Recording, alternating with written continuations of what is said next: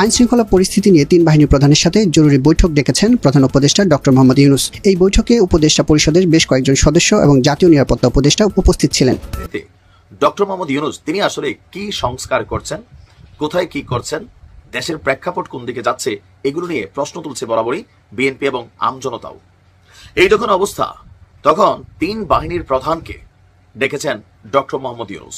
বা দেশের নিরাপত্তা যারা নিয়োজিত আছে তাদের সাথে কি সরকারের সমন্বয় আছে? অবশেষে সেই বৈঠকটি হলো সেনাপ্রধান জেনারেল ওয়াকার, প্রধান উপদেষ্টা, সেই সাথে আরও 2-3 বাহিনীর প্রধান, তারা কিন্তু বৈঠক করেছে। প্রিয় দর্শক শ্রোতা, এই কথাটাই আজকে 2-3 দিন ধরে আমি আপনাদের সাথে শেয়ার করছিলাম বা কিছু ভিডিও চিত্র আপনাদের সাথে শেয়ার করছিলাম। অনেকেই মনে করছিলেন যে এইটা আসলে ভুয়া, এটা হইতে পারে না বা হবে না, এটা হয় নাই, আর অনেক কিছু বলেছিলেন। অবশেষে সেই বৈঠকটা কিন্তু গতকালকে রাতে হয়েছে। তো যাই হোক, রাতে আপডেটটি দিতে পারি।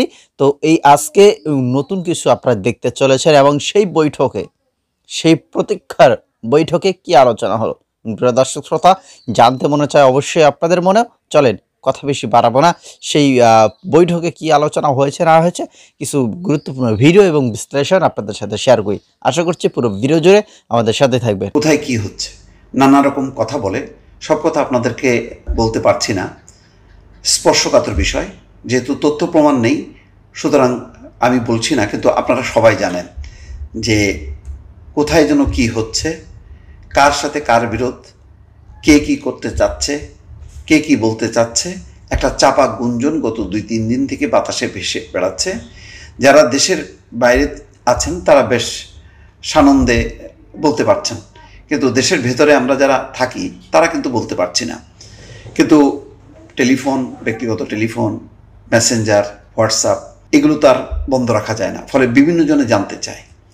তো এইরকম যখন নাকি বিভিন্ন জনে জানতে চাচ্ছে, নানা রকম গুঞ্জন, ঠিক সেই সময় দেশের আইন শৃঙ্খলা নিয়ে উচ্চ পর্যায়ের বৈঠক প্রধান উপদেষ্টার। ফলে এই যে গত কয়েকদিন থেকে নানা রকম যে কথাবার্তা হচ্ছে তার সাথে কিন্তু এটার একটা সম্পর্ক আছে। দর্শক, এখানে বলা হচ্ছে দেশের আইন শৃঙ্খলা পরিস্থিতি নিয়ে মঙ্গলবার রাষ্ট্রীয় অতিথি ভবন যমুনায় উচ্চ পর্যায়ের বৈঠক হয়েছে। প্রধান উপদেষ্টা অধ্যাপক মোহাম্মদ ইউনূসের সভাপতিত্বে এই বৈঠক হয় বলে প্রধান উপদেষ্টার প্রেস উইং থেকে জানানো হয়েছে। প্রেস উইং জানিয়েছে, উচ্চ পর্যায়ের এই বৈঠকে স্বরাষ্ট্র উপদেষ্টা লেফটেন্যান্ট জেনারেল অবসরপ্রাপ্ত জাহাঙ্গীর আলম চৌধুরী, পররাষ্ট্র উপদেষ্টা মোহাম্মদ তৌহিদ হোসেন এবং জাতীয় নিরাপত্তা উপদেষ্টা ডক্টর খলিলুর রহমান উপস্থিত ছিলেন। বৈঠকে কারা ছিলেন দর্শক, এটা কিন্তু খেয়াল করবেন, এটা খুব গুরুত্বপূর্ণ। তার মানে সব উপদেষ্টাকে নিয়ে নয়, আরও অনেক গুরুত্বপূর্ণ উপদেষ্টা আছেন, আরও অনেক উপদেষ্টা আছেন যাদের সাথে রাজনীতির সংযোগ আছে, যাদেরকে বলা হচ্ছে বিতর্কিত, তারা কিন্তু এই বৈঠকে নেই।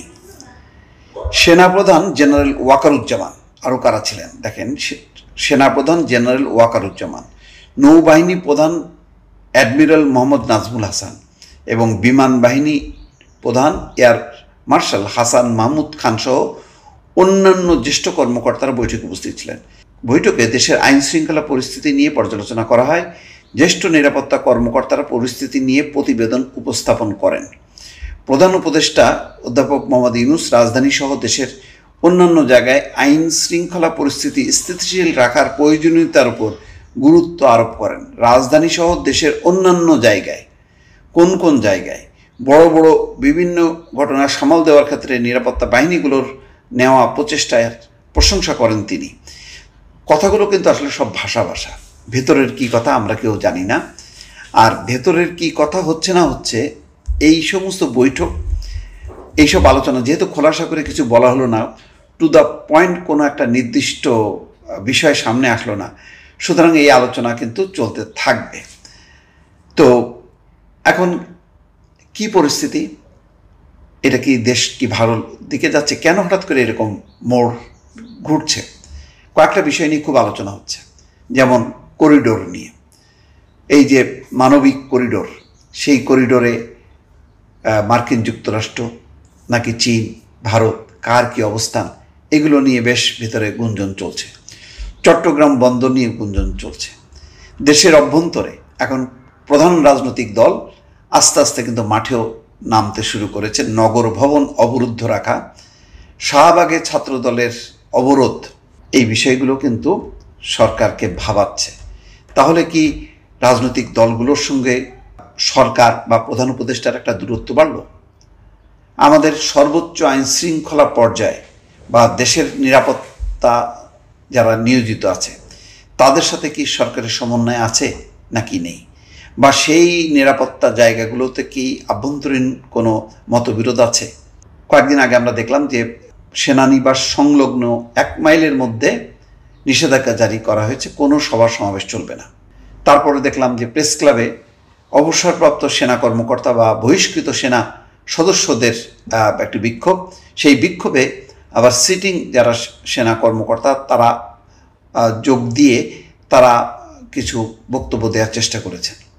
এছাড়াও নানা বিষয় নিয়ে সরকারের মেয়াদ, সরকারের স্থিতিশীলতা, নানা বিষয় নিয়ে উচ্চ পর্যায়ে এবং খুবই স্পর্শকাতর জায়গায় নানা রকম আলোচনা হচ্ছে বলে জোর গুঞ্জন। দর্শক, আমি আগেই বললাম যে বেশ কিছু টার্ম আপনাদের সামনে আমাকে ব্যবহার করতে হচ্ছে যাতে আপনারা বুঝতে পারেন এবং আপনারা নিশ্চয়ই জানছেন। আর আমি যেহেতু আমার কাছে একদম সুনির্দিষ্ট পয়েন্ট নেই এবং দায়িত্বশীল কোনো ব্যক্তি এখন পর্যন্ত মিডিয়ায় মুখ খুলেছেন এমন কোনো বক্তব্য নজরে আসেনি, সেই কারণে খোলাসা করে আমি কিন্তু বলতে পারলাম না। আপনারা আকারে ইঙ্গিতে অথবা। সালামু আলাইকুম। বাংলাদেশের বর্তমান প্রেক্ষাপট বা পরিস্থিতির দুইটা রূপ আমরা দেখছি। কোনো কারণে যদি কোনো ব্যক্তি আওয়ামী লীগ করেছেন অথবা আওয়ামী লীগের সাথে সংশ্লিষ্টতা ছিল অথবা সমর্থন ছিল, তাদের জন্য আইন শৃঙ্খলা পরিস্থিতিটা একরকম, আর এর বিপরীতে যারা আছে তাদের জন্য আরেক রকম। তবে সবচেয়ে বেশি এনজয় করছেন আমাদের এনসিপি বা বৈষম্য বিরোধী বা জাতীয় নাগরিক পার্টি বা তাদের সাথে যারা সংশ্লিষ্ট আছেন তারাই। বিপরীতে যে কোনো জায়গায় মব জাস্টিস, যে কোনো মানুষকে আদালতে নিপীড়ন করা, তারপর হচ্ছে মানে নিপীড়ন বলতে যে আদালতে গেলে হাজিরা দিতে গেলে ডিম থেরাপি, তার উপর হচ্ছে বাড়িঘর ভাঙচুর, এরপর ধরেন মধ্যরাতে কোথাও কোনো বাড়িতে কোনো একজন আওয়ামী লীগের নেতা আছে দাবি করে পুরো বাড়ির মধ্যে রাস্তার টোকাইরা ঢুকে যাওয়ার যে দৃশ্যপট, আইন শৃঙ্খলা পুলিশ বাহিনীর সাথে বাকবিতণ্ডা, এরকম আমরা দৃশ্যপট কিন্তু দেখছি। সূচক বলছে যে বর্তমান আইন শৃঙ্খলা পরিস্থিতি আসলে স্বাভাবিক নেই, পুলিশ অনেক জায়গায় ফাংশন করতে পারছে না। তো এই যে সার্বিক অবস্থা, সেনাবাহিনীকে নিয়ে অপপ্রচার, ইভেন সেনাবাহিনীকে বাংলাদেশের স্বাধীনতা মানে পরবর্তী বাংলাদেশে এত পরিমাণ সেনা প্রধানকে নিয়ে, সেনাবাহিনীকে নিয়ে ষড়যন্ত্র, তারপর হচ্ছে ধরেন নানান ধরনের পরিকল্পনা, আমরা আসলে এগুলো দেখে অভ্যস্ত না। তো এই যে উত্তাল একটা পরিস্থিতি, এই পরিস্থিতিতে ডক্টর মোহাম্মদ ইউনূস তিনি আসলে কি সংস্কার করছেন, কোথায় কি করছেন, দেশের প্রেক্ষাপট কোন দিকে যাচ্ছে, এগুলো নিয়ে প্রশ্ন তুলছে বরাবরই বিএনপি এবং আমজনতাও। এই যখন অবস্থা, তখন 3 বাহিনীর প্রধানকে ডেকেছেন ডক্টর মোহাম্মদ ইউনূস। আমি যখন এই নিউজটি রেকর্ড করছি তখন 3 বাহিনীর প্রধানের সাথে ডক্টর ইউনূস তিনি একটা জরুরি বৈঠক করছেন। বৈঠকের বিষয়বস্তু কি? রাজধানী সহ সারা দেশের নিরাপত্তা পরিস্থিতি স্থিতিশীল রাখার উপর একটা বিশেষ জরুরি আলোচনা সভা হচ্ছে। আপনারা দেখছেন গতকালকে সেনাবাহিনীর সাবেক বরখাস্ত অনেক সদস্য, এদের মধ্যে কারোর সেনাবাহিনীর রুলস ভাঙ্গার বিষয় আছে, মাদকের রুলস আছে, তারপর সেনাবাহিনীকে না জানিয়ে একাধিক বিয়ের বিষয় আছে, আবার কয়েকজন হয়তো রাজনৈতিক পলিসির শিকারও হয়েছেন, এমনও আছেন। সব মিলিয়ে যে দৃশ্যপটগুলো আমরা দেখছি কোনোটাই কিন্তু সুখকর না। সেনাবাহিনীকে নিয়ে দেশে বিদেশ থেকে একটা ষড়যন্ত্র চলছে, এটা কিন্তু খুবই গুরুত্বপূর্ণ একটা ইস্যু হিসেবে কাজ করছে। তো এই সকল বিষয় নিয়ে যমুনায় আপনার একটা বিশেষ বৈঠক উচ্চ পর্যায়ে চলছে। প্রধান উপদেষ্টার প্রেস সচিব শফিকুল ইসলাম তিনি তথ্য নিশ্চিত করেছেন এবং বৈঠকে সেনাপ্রধান জেনারেল ওয়াকারুজ্জামান, নৌবাহিনী প্রধান অ্যাডমিরাল মোহাম্মদ নাজমুল হাসান, বিমান বাহিনী প্রধান এয়ার মার্শাল হাসান মাহমুদ খান ছাড়াও এই 3 বাহিনীর অত্যন্ত গুরুত্বপূর্ণ ঊর্ধ্বতন কর্মকর্তারা উপস্থিত ছিলেন। এছাড়াও স্বরাষ্ট্র মন্ত্রণালয়ের উপদেষ্টা লেফটেন্যান্ট জেনারেল জাহাঙ্গীর আলম চৌধুরী, পররাষ্ট্র উপদেষ্টা তৌহিদ হোসেন, জাতীয় নিরাপত্তা উপদেষ্টা ডক্টর খলিলুর রহমান, তারাও এই গুরুত্বপূর্ণ বৈঠকে অংশ নেন। বৈঠকে দেশের বিভিন্ন অঞ্চলে আইন শৃঙ্খলা পরিস্থিতির যে অবনতি বা অবস্থান, সেগুলোর উপরে খসড়া প্রতিবেদন উপস্থাপন করা হয়। আর নিরাপত্তা সংস্থার যারা সদস্যরা আছেন তারাও তাদের বিভিন্ন রকম রিপোর্ট প্রধান উপদেষ্টার সামনে উপস্থাপন করেন। এ সময় কিছু গুরুত্বপূর্ণ ঘটনার ক্ষেত্রে নিরাপত্তা বাহিনীর প্রশংসা করেন প্রধান উপদেষ্টা এবং বাকি যেই সমস্যাগুলো আছে সেগুলোকে সর্ট আউট করে দেশের আইন শৃঙ্খলা পরিস্থিতিকে ব্যালেন্স রাখার জন্য তিন বাহিনীর প্রধান এবং বিভিন্ন উপদেষ্টাদেরকে তিনি নির্দেশ দিয়েছেন। তো নির্দেশের যে প্রতিফলনটা, সেই প্রতিফলনে অনেক কিছু আমরা দেখছি পজিটিভ, আবার অনেক কিছু স্বাভাবিক যে বাংলাদেশ আমরা দেখতে চাই সেদিকে মুভমেন্টের ইস্যুটা আসতেছে না। এই যে ধরেন আমাদের যে বিজনেস সামিট হয়ে গেল, বিডার যিনি আশিক ভাই এত সুন্দর উপস্থাপনা করলেন, আমরা প্রশংসা করলাম, কিন্তু বাংলাদেশে বিনিয়োগ আসার পরিমাণ কমে গেছে, অনেক কমে গেছে, লাভ হয় নাই, নাম্বার 1। নাম্বার 2 হচ্ছে বেকারের সংখ্যা বাড়ছে।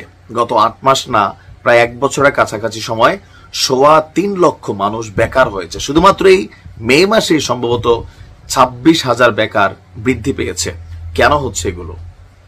কলকারখানা, শিল্প প্রতিষ্ঠান, বিভিন্ন ব্যক্তিদের গ্রেপ্তার অথবা নানান কারণে মানুষ ইনভেস্ট করছে না। এরকম দেশের পরিস্থিতি থাকলে ইনভেস্ট কমে যাবে। অস্থিতিশীল পরিবেশে মানুষ ব্যবসা বাণিজ্য বিনিয়োগ করে না, লুটপাটকারীর সংখ্যা বাড়ছে, আর এটার জন্য বিভিন্ন পলিসিও দায়ী। তা আমরা আশা করি বাংলাদেশের পরিস্থিতি উন্নতি হবে। ব্যবসা আসলে কি হচ্ছে আসলে দেশে, এটা অনেকেই চিন্তা করতে পারছে না যে আগামীতে কি হতে পারে। যাই হোক, এই যে তিন বাহিনীর প্রধান এবং আমাদের প্রধান উপদেষ্টা তারা যে বৈঠক করেছে, এটা বাংলাদেশের আইন শৃঙ্খলা রক্ষার্থে তাদের একটা বৈঠক হয়েছে। তবে শুধুই কি আইন শৃঙ্খলা রক্ষার্থেই এই বৈঠকটা ছিল, নাকি এর ভেতরে আরও অনেক কিছু রয়েছে? প্রদর্শক শ্রোতা, হয়তো বা এখন এই তথ্যটা আসছে না। দেখেন, কি বৈঠক হয় না হয় এগুলো কিন্তু আসলে সোশ্যাল মিডিয়াতে সরাসরি আপনাকে প্রচার করবে না, সোশ্যাল মিডিয়াতে সরাসরি সব কিছু আপনাকে এসে বলে দিবে না। তবে হ্যাঁ, হয়তো বা আমরা আন্দাজে কিছু বলতে পারি বা কিছু ধারণা করতে পারি যে এরকমটা আলোচনা হতে পারে না। তো যাই হোক, এখন রাষ্ট্রপতির সাথেও হয়তো বা যে আমরা কথাগুলো শুনছিলাম যে রাষ্ট্রপতির সাথেও একটা বৈঠক হইতে পারে, সেটা একান্তভাবেই হয়তো বা সেনা প্রধানের একটা বৈঠক হইতে পারে। কি মনে হয় আপনাদের? যাই হোক, অবশ্যই এই ভিডিও সম্পর্কে মতামত কমেন্টে লিখবেন। ভিডিওটি ভালো লাগলে শেয়ার করবেন। ধন্যবাদ সকলকে, এবং আপনাদের কোনো গুরুত্বপূর্ণ মতামত থাকলে